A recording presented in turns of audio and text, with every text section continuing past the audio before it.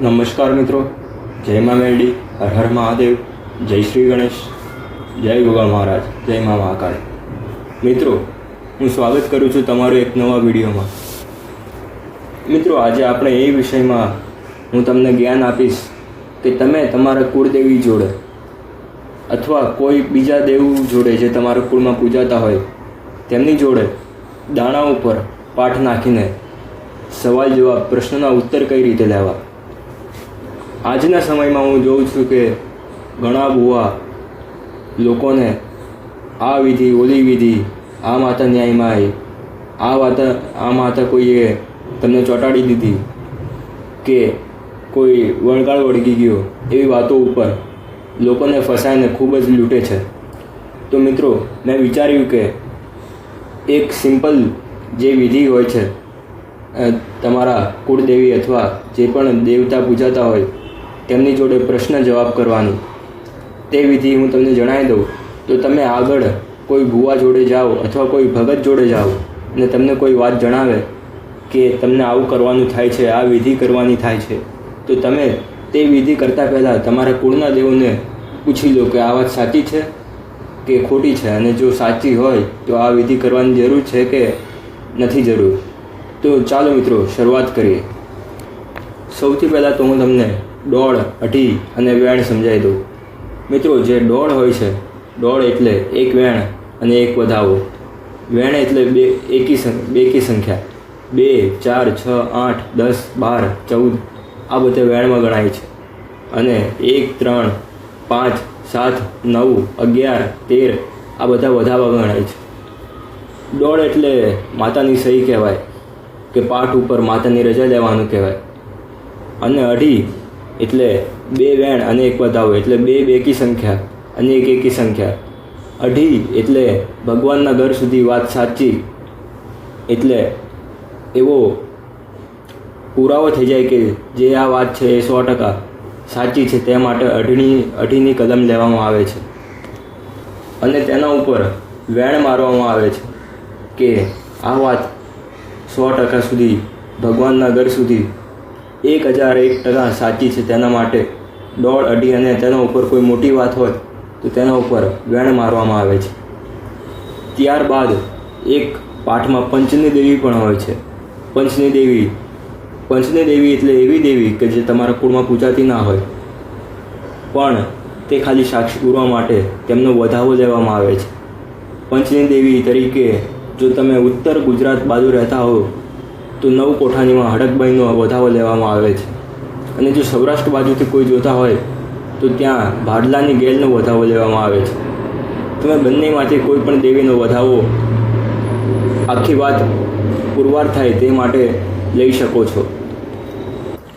પંચની દેવી એટલે એક સરપંચ તરીકે કે તમારા કુળમાં તમારા લોહી લાગતી માતા ના હોય, પણ જે તમારી માતાએ આખી વાત કરી હોય, એ પંચની દેવી તરીકે એ દેવીનો વધાવો એટલા માટે લેવામાં આવે છે કે કોઈ બીજી નડતી દેવી હોય અથવા તો બીજી કોઈ તમને પાઠ ઉપર દેવી બીજી કોઈ માતા આવીને કલમો પૂરતી હોય તો તે ભૂલ ના થાય તે માટે છેલ્લે પંચની દેવીનો એક વધાવો તેમની સાક્ષીમાં લેવામાં આવે છે કે ના, આ વાત સાચી છે, એક નહીં પણ 1001% વાત સાચી છે. તે માટે સરપંચની દેવી તરીકે કાં તો કોઠાની હડકબાઈ કાં તો ભાડલાની ગેલનો એક વધાવો લેવામાં આવે છે. મિત્રો, હું તમને સૌથી પહેલાં કઈ રીતે પાઠ ઢાળવો અને કોની કયા દેવની કેવી કલમ લેવી હું તમને એ પહેલાં જણાવી દઉં. સૌથી પહેલાં તમે પાઠ ઢાળો એટલે ગણપતિ દેવની ડોળ લેવામાં આવે છે. એ ડોળ લઈને તમને એક બાજુ મૂકી દેવાની છે. ત્યારબાદ ધરતીના ધણી ગોગા મહારાજ એટલા ધોળી ધજાવાળાની ડોળ લેવામાં આવે છે.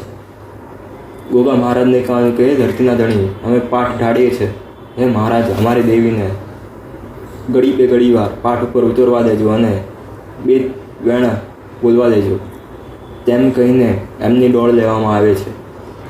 ત્યારબાદ તમારા કોઈ ગુરુદેવ હોય કાં તો તમે કોઈ સાધુ અથવા મહાત્માને માનતા હોય, તમારા ઘરમાં પૂજાતા હોય કે તમે માનતા હો, તો તેમની એક ડોળ લેવામાં આવે છે.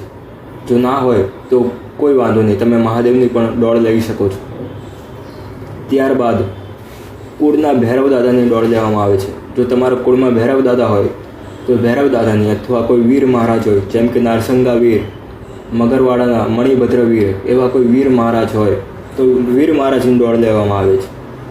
જો તમને ખબર ના હોય કે વીર છે કે ભૈરવ છે, તો તમારે ખાલી એવી પ્રાર્થના કરવાની કે અમે તમને ઓળખતા નથી, પણ મહારાજ ઘડી વાર તમે પાઠ ઉપર ઉતરો અને સતના ન્યાયમાં 2 વેણ બોલો, આટલું કહીને એમની દોડ લેવામાં આવે છે. આટલા દેવની કદમ લીધા બાદ છેલ્લે તમારી કુળદેવીની દોડ લેવામાં આવે છે. હું હાલ ઉદાહરણ તરીકે મહાકાળી માતા લઉં છું. તમારે જે પણ કુળદેવી હોય તેમનું તમે નામ લેજો. જેમ કે તમને પ્રાર્થના કરવાની કે હે મા મહાકાળી, એ મારા કુળની દેવી, એ મારા વડવાના લેખની મા મહાકાળી, એ મારા લોહી લાગતી માતાજી, ઘડી વાર અમને તમારા જોડે થોડાક પ્રશ્ન ઉત્તર કરવા છે, માર્ગદર્શન જોઈએ છે, અમને દિશા બતાવો અને પાઠ ઉપર ઘડી વાર વાત કરવા ઉતરો માતાજી. આટલું કહીને તેમની દોડ લેવાની અને દોડ લઈને એક બાજુ મૂકી દેવાની. આ રીતે પાઠ તમારો પૂરો ભરાઈ ગયો છે. હવે તમે પ્રશ્ન ઉત્તર કરી શકો છો. મિત્રો, હાલ હું તમને એક ઉદાહરણ તરીકે, જેમ આપણે નિશાળમાં ભણતા હતા અને ગણિતના સાહેબ હોય તો તમને એક ઉદાહરણ તરીકે કોઈ પણ દાખલો સમજાવતા હોય, એવી રીતે હું તમને એક ઉદાહરણ તરીકે કહું છું કે જો કોઈને ઝોપડી માતા ન્યાયમાં આવી હોય તો આપણે કઈ રીતે વાત કરીશું માતાજી જોડે. તો સૌથી પહેલાં તમને માતાજીને પ્રાર્થના કરવાની છે કે હે મા મહાકાળી, અમે આ ભુવાજી જોડે ગયા અને તેમના જોવામાં એવું આવ્યું કે અમને કોઈ ઝોપડી માતા મોકલવામાં આવી છે અને અમારા દુઃખમાં બોલે છે. શું આ વાત સાચી છે? જો સાચી હોય તો કાં તો 2 કલમ 1 કર, 2 કલમ 1 એટલે કાં તો 2 વેણ કાં તો 2 વધાવ 1 થાય.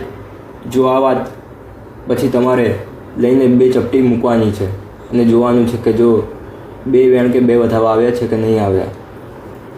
જો આવ્યા હોય તો આગળ તમારે વાત ચાલુ રાખવાની છે. અને જો ત્યાં તૂટી જાય, દોડની કલમ બની જાય કે બીજી કોઈ કલમ બની જાય, તો તમારે કહેવાનું છે કે હે માતાજી, જો આ વાત ખોટી હોય તો તમે દોડ આપી દો. જો તમને દોડ આપી દે તો પછી ત્યાં જ તમને પાઠ ઉતારી દેવાનો છે. હું છેલ્લે તમને પાઠ ઉતારવાની વિધિ પણ કહીશ. પણ જો તમારા માતાજીએ હા પાડી હોય કે હા આ વાત સાચી છે, તો આગળ તમારે પૂછવાનું છે કે શું આ માતાજી કોઈ ન્યાયમાં આવ્યા છે? તેમ કહીને તમને આગળ જે પણ તમને કલમ ઈચ્છતી હોય, 1 વેણ 2 વેણ કે 2 વેણ 2 વધાવા, જેમ તમને ગમતી હોય તેવી કલમ માગવાની છે. તેમ કહ્યા બાદ જો વાત આગળ વધે તો તમારે માતાજીને પૂછવાનું છે કે હે માતાજી, શું આ અમારા ઘર પૂરતી જ મોકલવામાં આવી છે કે અમારા જેટલા પણ ભાઈઓ હોય, તમારા 4 ભાઈઓ કે 5 ભાઈઓ કે 5 ભાઈઓને હૈયારામાં લાગતી આ કોઈ ન્યાયમાં ઊભેલી માતા છે? તેવી રીતે તમારે પૂછવાનું છે. પૂછ્યા બાદ જો માતાજી હા પાડે, જો બધી વાત હા આવી જાય કે હા બધી વાત સાચી, તો ત્યારબાદ તમારે પૂછવાનું છે કે હે માતાજી, આ બુવાજીએ અમને આ વિધિ બતાવી, કાકડો વાળવાનું કે નારિયેળ વાળવાનું, આવું અમને કહ્યું છે, શું આ વિધિ કરવી જોઈએ કે ના કરવી જોઈએ? તેમ તમારે ચોખ્ખી રીતે માતાજીને પૂછી લેવાનું છે. અને પૂછ્યા બાદ તમારે જે તમારી ઈચ્છતી કલમ હોય, પહેલાં તો દોડ લઈ લેવાનું. જો તમારા માતાજી દોડ આપે તો તેના ઉપર ભગવાનના ઘર સુધી 2.5ની કલમ લઈ લેવાની. અને 2.5 પણ આપી દે તો પછી એક ભગવાનના ઘર સુધી, કે વાત કોઈ જગ્યાએ ખોટી ન પડે, માતા સાથોસાથ રહીને આ વિધિ અથવા તો આ વાત બનાવતી હોય તો 1 વેણ લેવાનું. અને આટલી વાત પૂરી થઈ જાય તો તેના પછી કોઠાની હડકબોઈનો વધાવો અથવા તો બાડલાની ગેલનો વધાવો લેવાનો. જો આટલી વાત તમારી પૂરી બનતી હોય તો પછી તમે વિધિ કરો તો તેમાં કોઈ તમને નુકસાન પડશે નહીં. પણ જો પહેલાં જ તમારા માતાજી ના પાડી દે તો તમારે એ વિધિ કરવાની નથી. અને તમે તો પણ કરશો તો પછી નુકસાન તો તમારું જ થશે. હાલ હું જોઉં છું કે ઘણા ભુવાજીઓ વિધિના નામ ઉપર 10,000 15,000 એવી રીતે ખર્ચો કરી દે છે, તો પણ કંઈ ન્યાય આવતો નથી. અને વિધિ કર્યા બાદ ઉલટી જે ન્યાયમાં માતા ઊભી હોય તે વધારે વિફરે અને કોઈ ઘરમાં રોગ નાખી દે અથવા તો ઘરમાં ઝઘડા કરાવી દે તેવી વાત બનતી હોય છે. જો તમે એવા નુકસાનમાં ના પડો તે માટે હું તમને આટલું સમજાવું છું.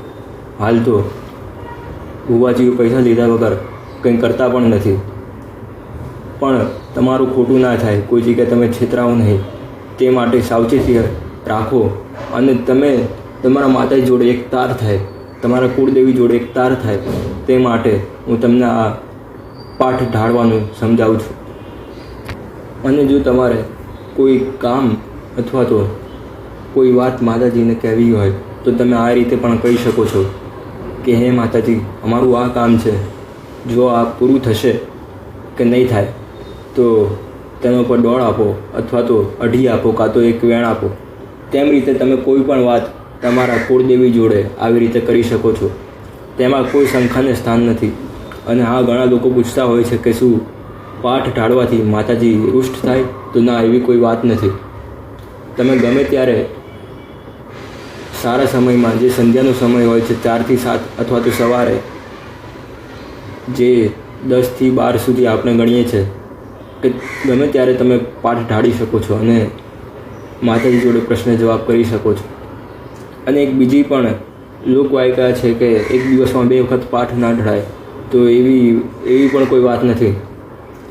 એક દિવસમાં તમે જેટલી વાર તમને પ્રશ્ન જવાબ કરવા હોય તેટલી વખત તમે કરી શકો છો, તેમાં કોઈ શંકાને સ્થાન નથી. પણ તમે તમારા ઘરમાં રહીને, તમારા મઠ મંદિર આગળ બેસીને જો પાઠ ઢાળશો તો વધારે સારું. કોઈ બહાર બીજી કોઈ જગ્યાએ બેસીને તમે પાઠ ઢાળશો તો ત્યાંના જે તળિયાના દેવો હશે કે બીજા કોઈ દેવો હશે તે નડતર રૂપ થાય અને તમારે એક કદમ ઉલટી ફેરવી દે તો પછી વાતમાં 19-20 બનશે તો તમારો જ વિશ્વાસ આગો પાછો થશે. તે માટે હું કહું છું કે તમારા જે જગ્યાએ તમે પૂછતા હોય, સવાર સાંજ ધૂપ દીવા કરતા હોય તે જગ્યાએ જ બેસીને તમે પાઠ ઢાળો. જ્યાં સુધી તમને નવું આવડે છે, જે મેં નવું શીખવાડ્યું, આગળ તમને હું બીજું કોઈ વિધિ સમજાવતો નથી, ત્યાં સુધી તમે ઘરમાં બેસીને જ પાઠ ઢાળો તો વધારે સારું. તમે પાઠ ઢાળો ત્યારે દીવો ચાલુ રાખો કે ના રાખો, ચાલુ રાખો તો વધારે સારું, પણ 2 અગરબત્તી કરીને દાણો ઉપર 7 વખત ફેરવી દેવાનું તમારા કુળદેવીના નામેથી. અને એ દાણા પછી લોકો પૂછતા હોય છે કે દાણાનું શું કરવું? તો દાણા તમે એક કોઈ પણ નાનું એવું વાસણ હોય અથવા તો કાગળમાં લપેટીને તમારા કુળદેવી પાસે જ મૂકી શકો છો કે આગલી વખતે તમને પ્રશ્ન જવાબ કરવા હોય તો તે જ દાણા લઈ શકો. તે દાણા ખાવામાં ઉપયોગ કરવામાં આવતા નથી, તે 100% સાચી વાત છે.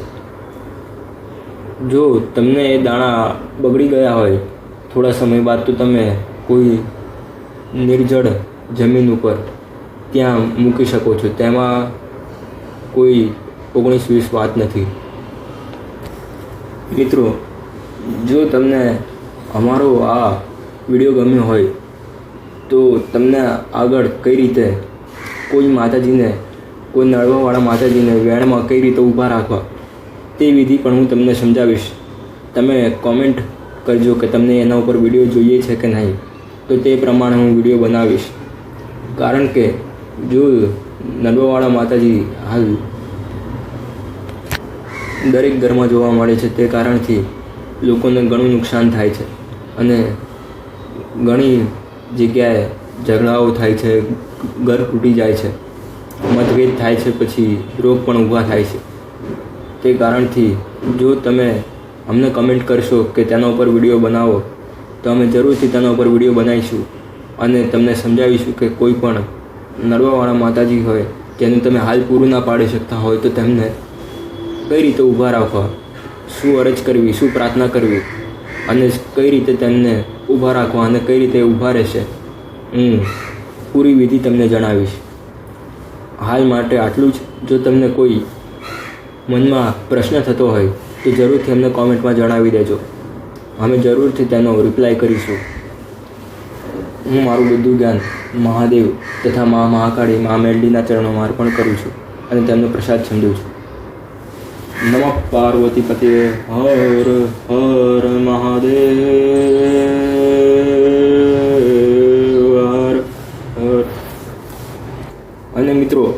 બીજી વાત હું તમને કહેવાનું ભૂલી ગયો કે પાઠ જ્યારે ઉતારવાનો હોય તો ત્યારે દરેક દેવોની રજા લેવા માટે દરેક દેવોની દોડ લેવાની. જેમ સૌથી પહેલાં ગણેશ ભગવાનની આપણે દોડ લીધી હતી, તો તેમ સૌથી પહેલાં ગણેશ ભગવાનની દોડ રજા માટે લેવાની. તેમ દરેક દેવોની, મહાદેવની, ભૈરવ દાદાની, વીર મહારાજની, ગોગા મહારાજની અને કુળદેવીની આટલી દોડ તમારે જ્યારે પાઠ ઉતારવાની હોય ત્યારે રજા લેવાની કે અમે હાલ પાઠ ઉતારવા માગીએ છીએ દેવો, તમે આવે તમારું ધન્યવાદ, હાલ તમે પાઠ ઉપાથી પ્રસ્થાન કરો. આટલી અરજ કરીને તમારે પછી તમે પાઠ ઉતારી શકો છો અને પાછા દાણા વીણી શકો છો. આ વાત કહેવાની બાકી રહી ગઈ છે, તે માટે હું ક્ષમા માગું છું. જય માતાજી, હર હર મહાદેવ.